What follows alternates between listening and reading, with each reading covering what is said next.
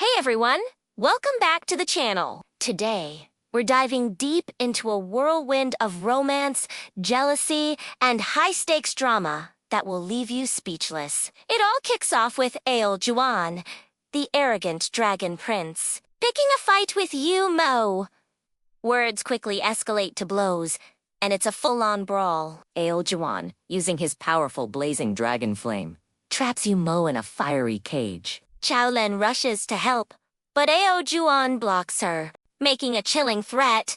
He'll burn Mo to a crisp and then force her to be his queen. Furious, Xiaolen declares she'd rather die than marry him. Meanwhile, Yandan is watching from the sidelines. She knows Mo is immune to fire, but she's worried. If this goes on too long, his true identity as a descendant of the legendary Nine-Finned clan will be exposed. Thinking fast, she pretends to toss him a snow spirit mushroom, a powerful cooling herb. Just as she feared, Xiaolen notices Mo using a special technique, the fiery light, to protect himself and realizes he's from the Nine-Finned clan. Right on cue, Mashar 40E, Artibes, drawn by the commotion. By then, the dragon flames have died down, leaving Mo completely unharmed. Juan is in disbelief. His blazing nether dragon flames are said to be inescapable. He demands to know who Mo really is. But Yandan steps in, cool as a cucumber, and says it was her snow spirit mushroom that saved him. Marshal Hua debuys her story, sends her away, and then gives both Mo and Juan a serious scolding. The drama doesn't stop there. When Yandan's sister hears that Yandan gave away a precious snow spirit mushroom to save Mo, she's consumed by jealousy. She goes straight to the Emperor Yuan and starts stirring the pot. She praises Yandan, but in a way that implies Yandan and Mo are a little too close. Praises Yandan and subtly hints at how close Yandan and Mo must be. She even suggests that Yandan should be sent back to Suspended Heart Cliff. Yuan, ever the calm emperor, simply praises Jixie's concern. Taking this as an opening, Jixie asks to learn the flying string technique. Yuan agrees and demonstrates the technique, but then casually asks about the dust-free technique he once taught at the edge of the earth. As it happens, Jixie has been practicing it and eagerly shows him her progress. But Yuan isn't interested in her performance. His mind is preoccupied with how to handle Jixie without hurting Yandan's feelings. At that exact moment,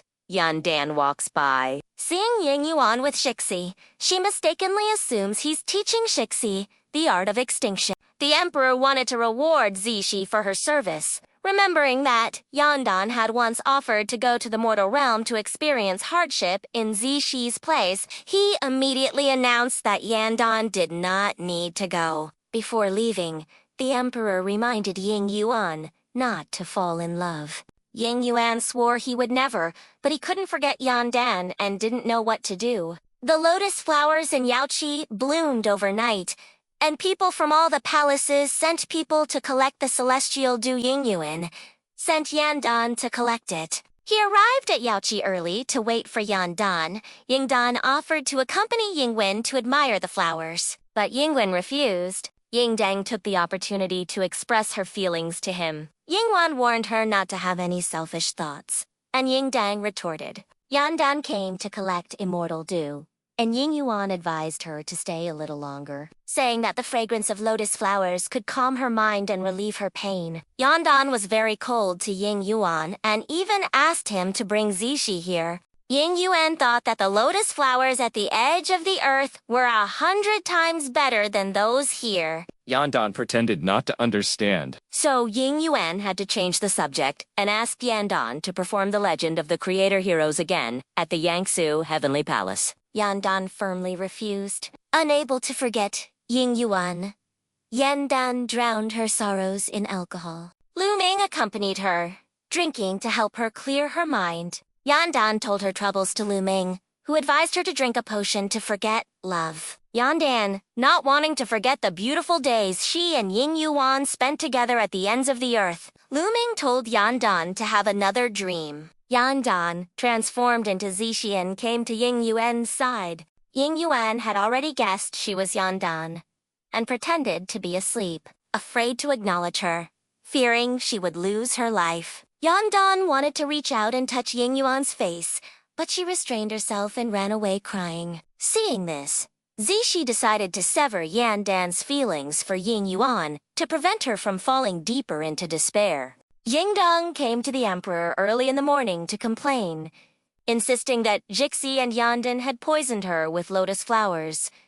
The emperor summoned Jixi and Yandan. Jixi lied, claiming she had spent the entire night with Yingdong remained convinced that Yandan had poisoned her, and Jixi even fanned the flames. Yandan denied poisoning her. The emperor had the duty records checked and found that Yandan had gone out the previous night. The emperor confirmed that Yandan had poisoned her and ordered Ying Yuan to deal with her. Yingdong pressured Ying Yuan, who knew Yandan was being framed but couldn't say so openly. He could only order Yandan to be burned at the heavenly execution platform 3 days later. Jixi storms into Yingdang's residence, furious and demanding answers. She had only asked Yingdang to find a small fault with Yandan, something minor that would get her sent away from Yangshu Heavenly Palace and, more importantly, away from Ying. She never imagined Yingdang would stoop so low as to frame Yandan for poisoning.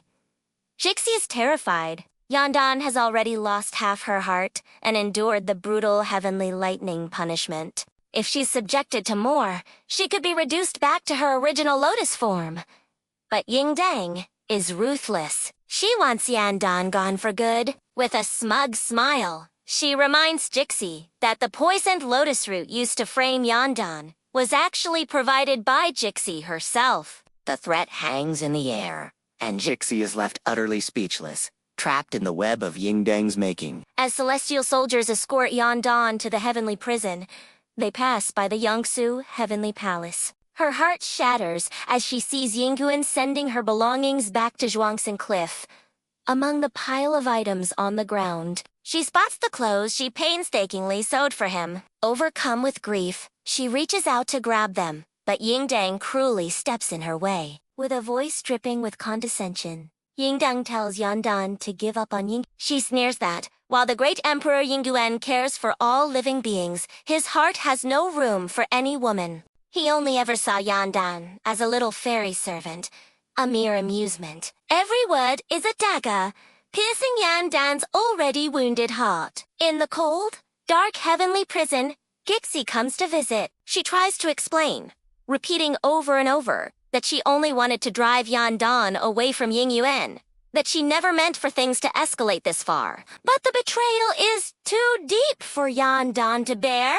She can't believe her own sister, the person she trusted most in the world, would frame her. Jixi, feeling wronged, finally bursts out with the truth. The day Yingyuan rescued them, he called her the weaker one. That single comment became her deepest scar. She pushed herself, worked 100 times harder than anyone else to become the deputy head, yet she was still ridiculed. Meanwhile, Yandan seemed to have everything handed to her without any effort. Jixi couldn't stand living in her sister's shadow any longer. This desperate act was her only way out. Yandan is devastated.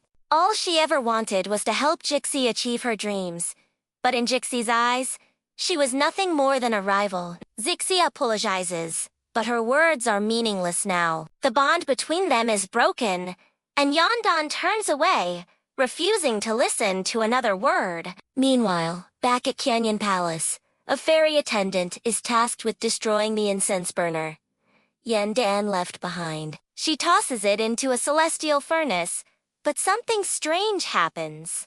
The burner is enchanted. It refuses to burn. The attendant, knowing how much it meant to Yandan, decides to return it, but Yandan is no longer at Yangsu Heavenly Palace. The attendant, unsure what to do, hands the incense burner to Yingyuan instead. When Yingyuan learns that Yandan tried to burn the very incense burner he carved for her, it hits him like a bolt of lightning. He finally understands the depth of her disappointment and pain. He then hears the news. Yandan is locked away in the heavenly prison. Elsewhere, Yumo is burning with rage. He vows to rescue Yandan, whatever it takes. But Marshal Wode has anticipated this. placing a powerful barrier around Yumo's room. He tries again and again, but the barrier won't budge. Just then, Chaolan arrives. Seeing Yumo trapped, her first instinct is to plead with Marshal Woad. But Yumo stops her, not wanting to cause her any more trouble. He's determined to break the barrier himself and save Yandan on his own terms. Looming, ever the loyal friend, secretly visits Yandan in her cell. He begs her to tell Yingwen the truth, to clear her name. But Yandan is resolute. She refuses. She tells him she's willing to suffer, even to be cast down to the mortal realm. If it means it can help cure Jixie of her inner demons, her jealousy and insecurity?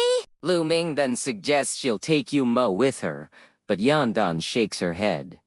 She won't drag him into her mess. Unseen by anyone, Yingyuan travels to the very edge of the world. He stands beneath the ancient Kunlun tree, lost in a flood of memories. He recalls every moment Yandan cared for him, her selflessness, her unwavering devotion when he was blind and helpless. A storm of emotions, regret, sorrow, and a dawning, painful love swirls within him. From there, he goes to her former home, Go Dan residence. Everything is just as she left it, but on the table, he finds a small pile of incense ash. Sifting through it, he discovers unburnt lotus petals. The realization dawns on him. She had been plucking her own heart petals, burning them to create a fragrance, and telling him it was just the scent of the lotus pond. The sheer depth of her sacrifice, her profound love for him, brings tears to his eyes. He finally sees the truth. Yingdang, ever persistent, finds Yingwen at the edge of the world. But the tables have turned. Yingyuan informs her coolly that he knows everything. He's figured out that Yandan is innocent. He even knows the specifics of the poison used on Hera's slow-acting toxin that he administered himself. One that requires 3 days of continuous use to take effect. Yingdang tries to play the victim, reminding him of her 1,000 years of faithful service, waiting for him since she was just a firefly candle lighting his studies. She recounts how the emperor himself ordered Yingyuan to take her into his palace after she finally gained human form.